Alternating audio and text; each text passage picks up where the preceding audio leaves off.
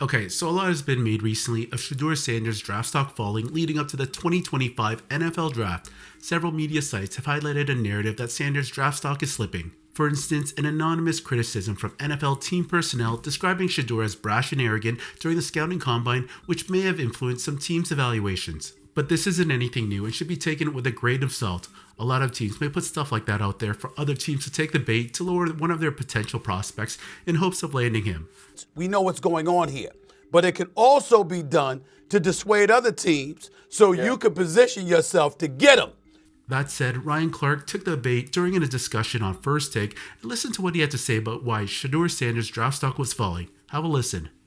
Rumors or the reports we're hearing about Shedeur Sanders is, I haven't heard the general manager say it. I haven't heard the lead scout say it. I haven't heard the top of pro personnel say it. I haven't heard a head coach or a quarterback coach or an offensive coordinator. But we all know that they plant these certain reports or they say these certain things, and you do hear the word arrogant. Why is he arrogant? Because he won't walk into the meeting and bend the knee, or he won't sit in the meeting and question himself or his abilities or his knowledge and experience in the game. I don't believe that that's arrogance. I want a quarterback that's self-assured. I want a quarterback that could cut the film on, and when you ask him a question about why did you make this mistake or why did you make this throw or why was this the right read, I want him to be able to regurgitate that to me like he's in the play at the moment, the same way a coach or an offense coordinator would, because that's what he's going to have to do. And I've had conversations with Shedeur Sanders, and he can do that. We all know that it's not just about him being Deion Sanders' son. It's about the bravado he carries. It's about the fact that he looks a certain way. It is about the fact that the color of his skin sometimes at that position can be questioned. And I believe Shedeur Sanders is going to have to deal with that until he gets on the field.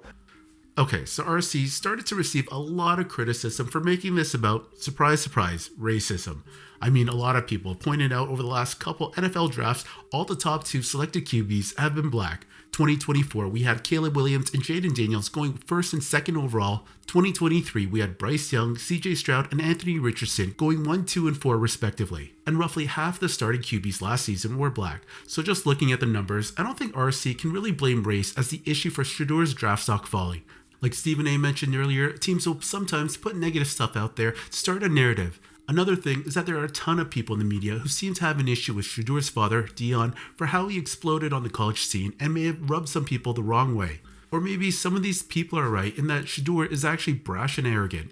It really is subjective because, like how RC mentioned that he wants his QB to be confident, someone else can mistake that for arrogance. On top of that, I also need to mention that Will Levis, if I recall, was a top 10 pick who slid out of the first round to the number 33 pick because of arrogance and brashness leading up to the draft.